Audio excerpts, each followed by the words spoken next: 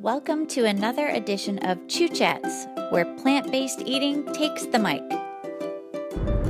Let's find out who our expert and topic are for today.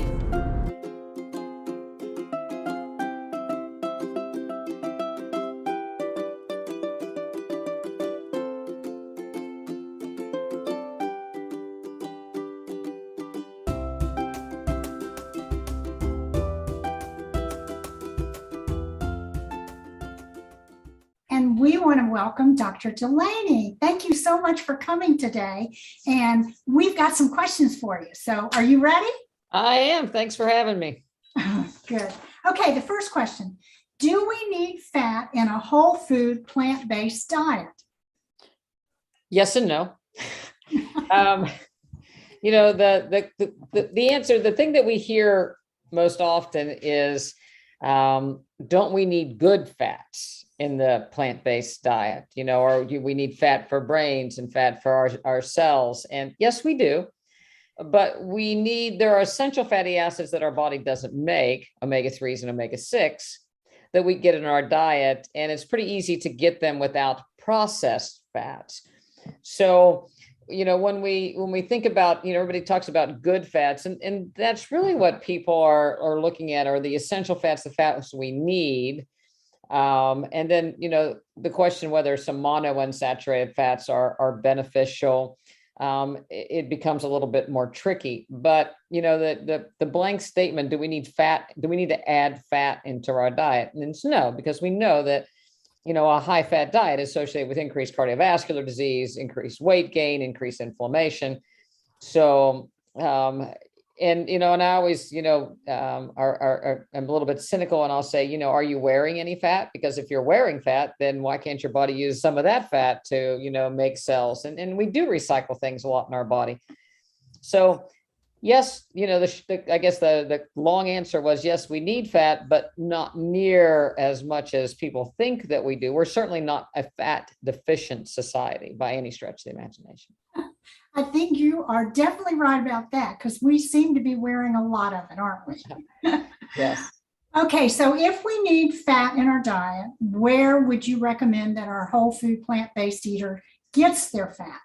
Well, and I think we're going to, further down your slides, we're going to go into the difference between omega-3s and omega-6 fatty acids. But the ones that we need to make sure that we really need are omega-3s, because they're a little bit more difficult to get in the diet as a plant-based eater. Typically, when people think omega-3s, they think fish oil. Of course, we don't eat fish oil, and we don't eat fish. So the second, are seeds such as ground flax seeds, hemp seeds, chia seeds.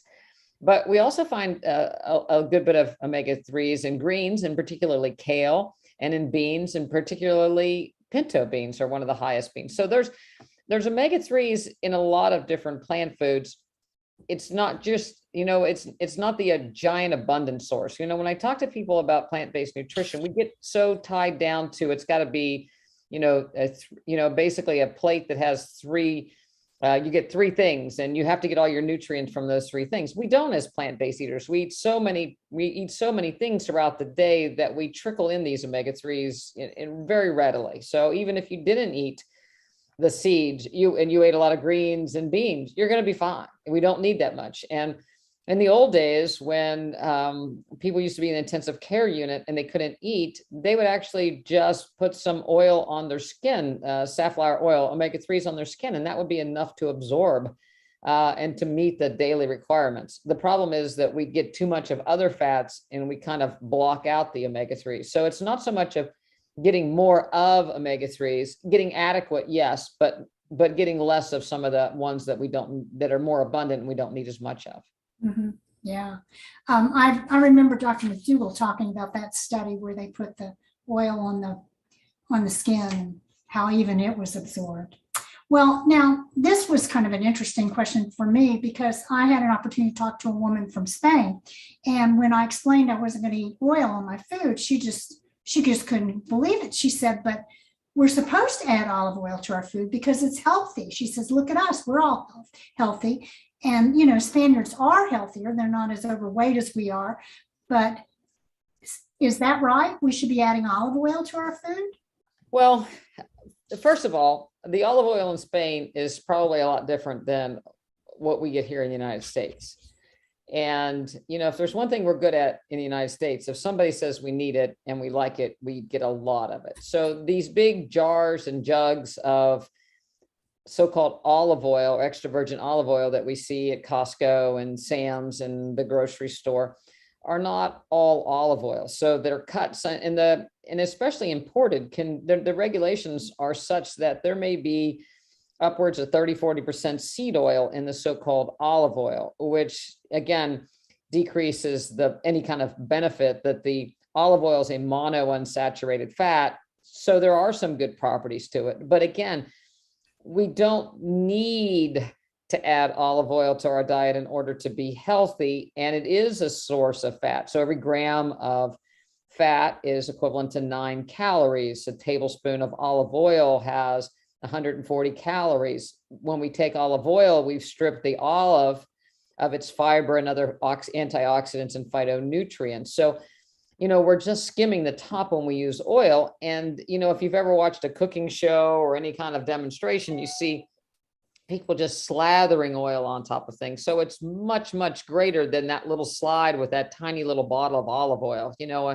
A tablespoon of olive oil, which, people never use a tablespoon of olive oil. It's this, it's this quarter cup, half cup of olive oil that they're using. And again, so we way overdo all of these things. So the context is very, very crucial when we look at, do we need to add olive oil? No, we don't need to add olive oil. With a little bit of olive oil, we know that in the blue zones, they use some olive oil, but they use very little sparing amounts of real olive oil, not seed oil. So, it's a different, it's a totally different discussion potential.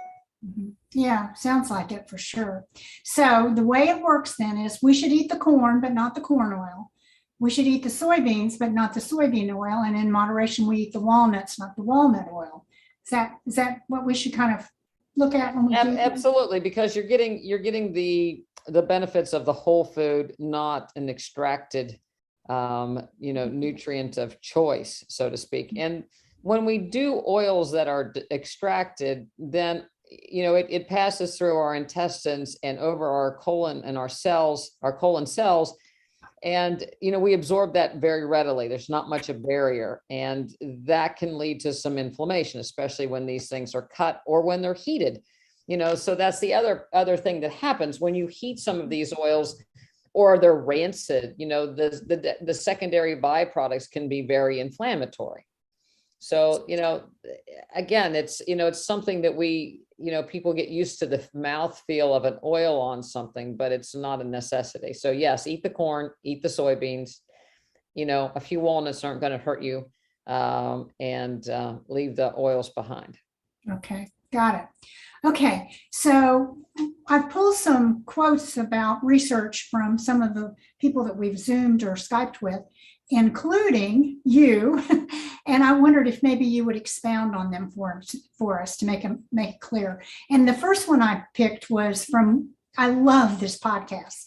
This is episode 248. And in the show more section, I will put the links to this podcast so that they can take a look. If they haven't been listening to your podcast, they can tune in because they're fantastic. But this one, it almost sounds like you're talking to a diabetic and you're saying that's going to block the uptake of glucose into your muscle cells. Your receptors are already in trouble because you've got fat in the muscle. And when you eat fat, it adds it on top of that. Now, can you explain that in more detail to a diabetic? Certainly. And I'll even go further and say it's all of us. So a lot of the original research or supporting research came from studies done on professional cyclists. So they took, a skinny professional cyclist cycling, and they infused fat into their bloodstream, and then they infused glucose and looked at their glucose tolerance. So a glucose tolerance test. Then they also did it by having them eat the fat and then did the glucose and did a glucose tolerance test. And so even if you don't have fat blocking the uptake of glucose, you're not a diabetic, eating a high fat diet makes you temporarily glucose intolerant. by blocking the uptake of glucose so that you bind the receptors. It's been described as receptors are like a lock, and you put the key into the lock to open the door to get the glucose in. And diabetes is a disease of metabolic excess, and mainly metabolic excess in the form of fat.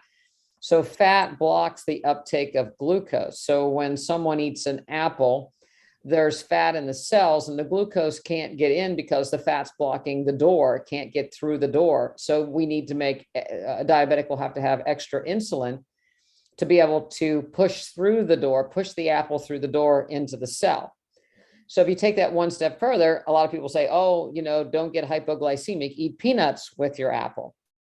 So if you eat peanuts or peanut butter with your apple, then now you're putting fat in. And so now the apple has to get through the door that's clogged with fat, and it's also going to push fat into the door as well. So you make it even more obstructed. So you need more insulin.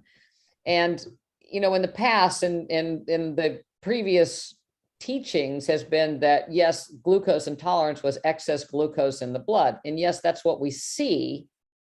But that's not the reason. The mechanism is because the fat is blocking the uptake of glucose. So the glucose is left hanging in the hallway, so to speak. So we measure, it's like the last guy in, if you get caught, the last guy in the room. So the glucose is hanging in the bloodstream. It can't get in the door, and we blame it for the problem. And so people say, don't eat sugar if you have diabetes. But it's not the glucose. It's the fact that the glucose can't get into the door because the fat's blocking it. So when we take the fat out of the diet, all of a sudden the glucose can get in easier. When we take weight off of people, then all of a sudden the glucose can get in easier. That's also the reason behind a high-fat diet or a ketogenic diet, saying that, well, if people lose weight by any means, their glucose tolerance will be better than it was, because they've lost weight, they've taken some of the fat out of the door jamb so that the glucose can get in. The problem with a ketogenic diet is that often people continue to eat that fat, the door continues to be blocked. So as long as they're not eating glucose, you're not measuring glucose. So there's no glucose waiting in the wings because you're eating a very low glucose, low carbohydrate diet. But as soon as one does, then you see the glucose can't get in because of all the fat that's coming in front of it. So a ketogenic diet is basically the same thing as the cyclist that's eating having the fat infused, so it blocks the uptake. Mm-hmm. Wow. Now I can just picture that door being crowded. Thank you. That was excellent. Good. Now you alluded to how fat and heart disease extra fat are connected.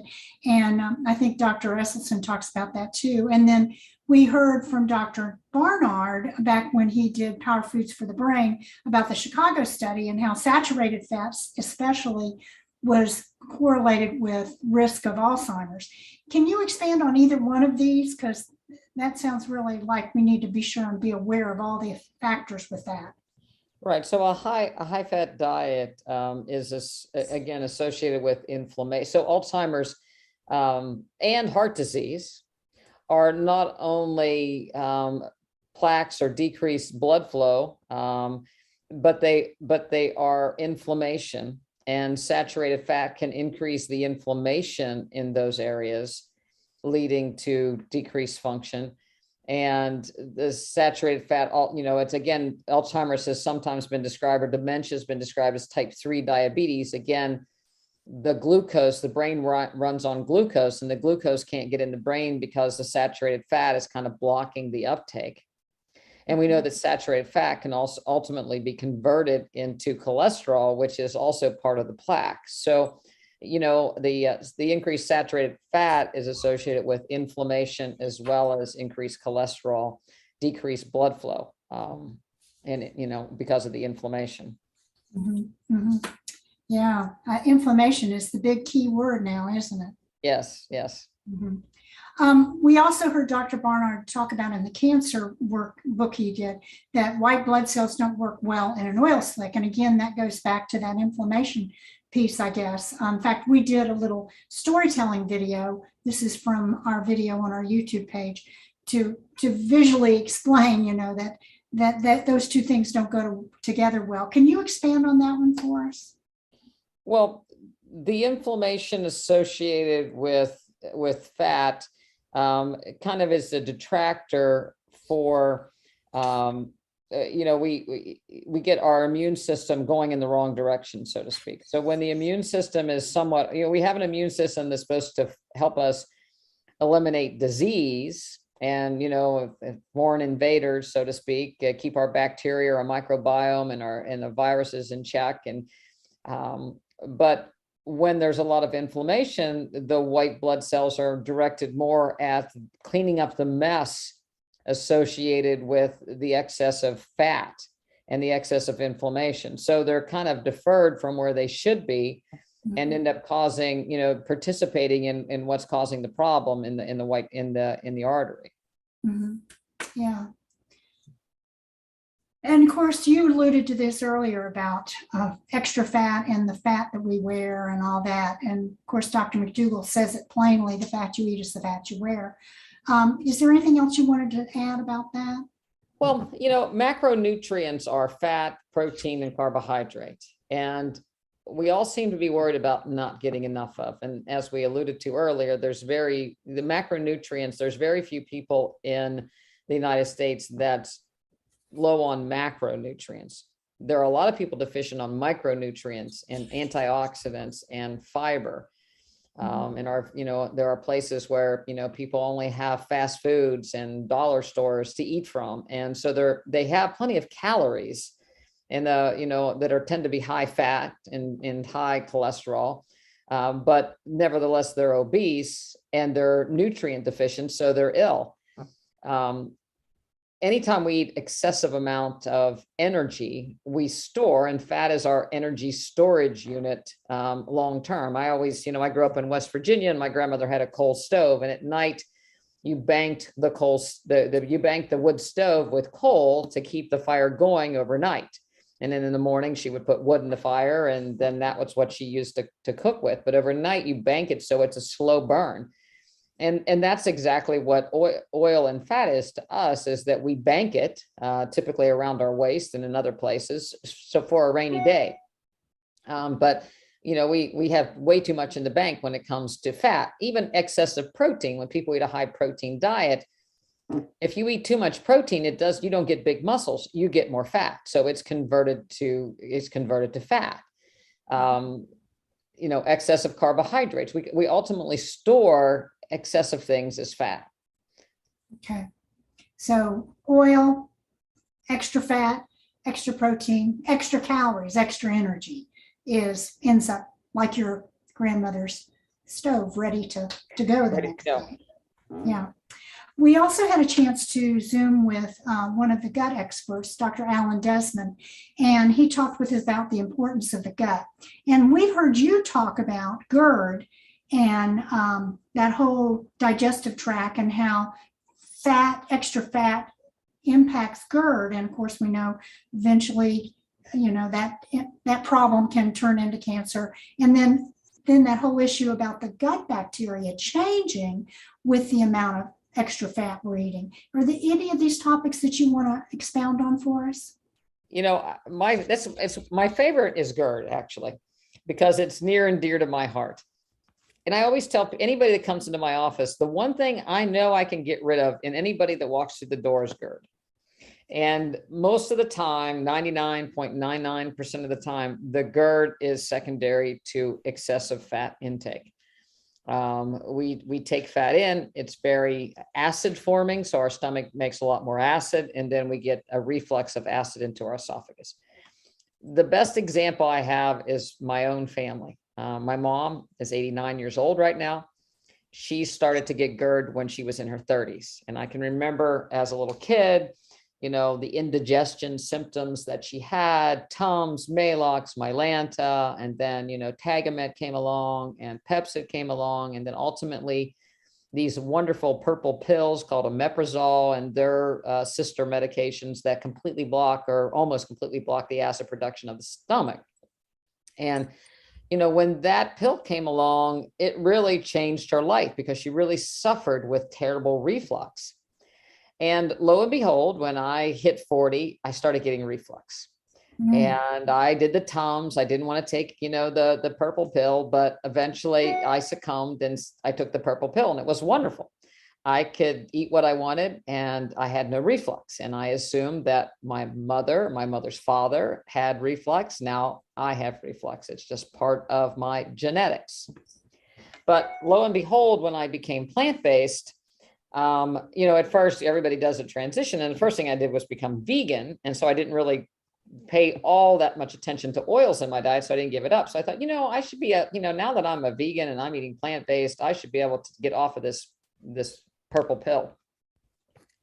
And it wasn't until I gave up processed oil, so cooking oil, which included olive oil, whether it was the greatest olive oil or not, but it was olive oil that I used, or, some canola oil, or fat and whatever it wasn't animal fat, but fat in the other foods. When I gave up that, all of a sudden I didn't have any more reflux and I weaned myself off of the Prilosec. And so my mother, who now is around 78 or 80, says, well, I don't want to take that purple pill anymore. It's like, well, you're going to have to give up the oil. It's like, well, I just use a little bit of olive oil on a salad and a little bit of this. Well, in the United States, olive oil and oil of variety of different kinds, seed oils, are in just about everything. So she decided, she gave it a try, and at 78 to 8, I can't remember exactly how old she got rid of her Gerd and was able to get off the purple pill. So neither one of us at this time take the purple pill at all. So that shows you that, somebody that had Gerd for 50 years can get off the purple pill. I get off the purple pill. And, people come in the office like, oh, I can't eat peppers. I can't eat, causes me, these different things eat indigestion. It's like, take the oil off and let's see what happens. So, it does cause, again, the acidity that it causes, the increased inflammation that it causes really is hard on anybody that has, gastroesophageal reflux.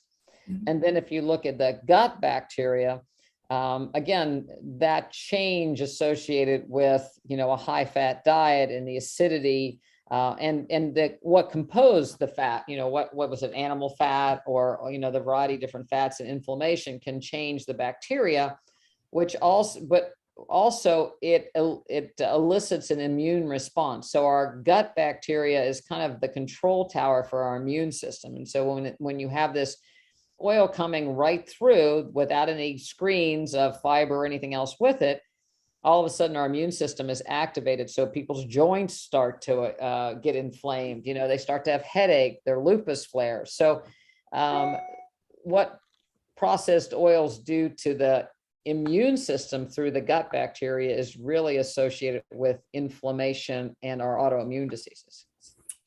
Wow, I hadn't heard that before. Thank you for expanding on that. Good. And it is amazing what happened to you and your mom. Just totally amazing.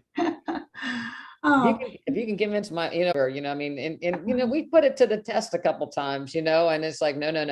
And I tell people I'm lucky because I had such discomfort when I ate oil and had reflux that keeps me from going down a wrong path, because I don't want to ever take that purple pill. And I actually had to wean myself off of it.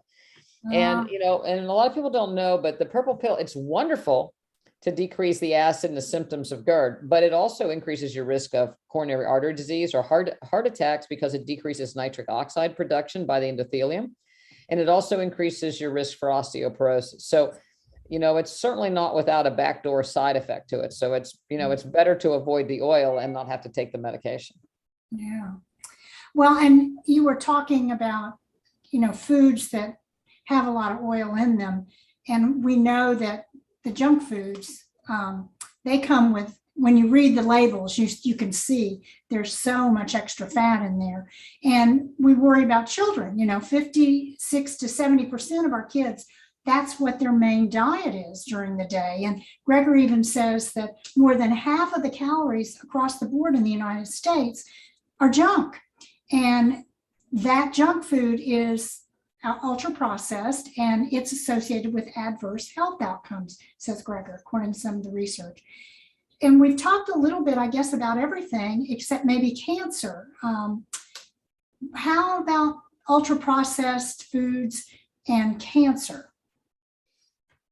So I always tell people nothing occurs in a vacuum. Our genes don't cause us to get heart disease. Our genes don't cause us to get cancer.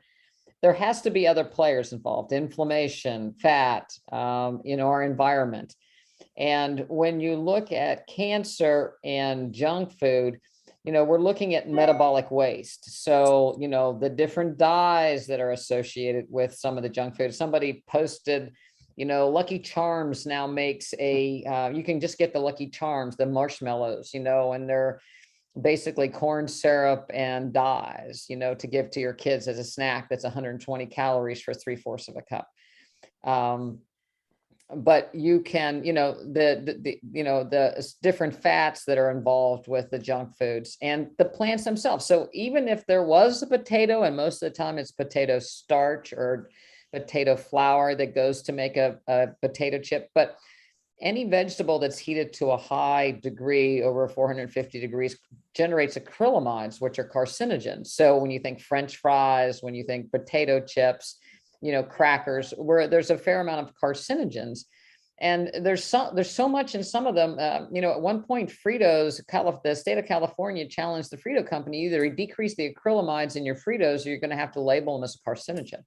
Wow. But it's nobody knows, does Johnny eat Fritos plus, this other fried food plus this other fried food? So someone's daily acrylamide consumption can be, through the roof by eating processed foods. Again, other preservatives. I saw something today, it's like bring a McDonald's Happy Meal home and leave it on the counter for a week or day or month. And it's going to look like a Happy Meal because it doesn't degrade. So our body can't handle it either. So we have all this metabolic waste that we don't know what to do with. Our liver has to process. And it also, we just get this state of inflammation that's happening earlier and earlier in people's lives. Screening colonoscopy used to be done after 50. Now they're pushing it back because there's so much colon cancer starting to develop in younger individuals. Of course, adult onset diabetes is no longer adult onset diabetes. It's more, it can be up into, teenage kids, 10-year-olds. Wow. So with what we're eating, we're really pushing chronic diseases, back to younger and younger years. Wow. That's really scary, really scary. Okay, so as we finish up, what would you like to tell us is your bottom line that we need to keep in mind about diet, fat, and health? Well, I think that one is we don't have to worry about getting enough of macronutrients. And we want to avoid metabolic excess or metabolic waste. And a gram of fat has 9 calories per gram. A gram of carbohydrate or protein is 4 calories per gram. So as far as getting excessive amounts of energy, the higher fat diet you eat, the more energy that you're going to consume on a daily basis.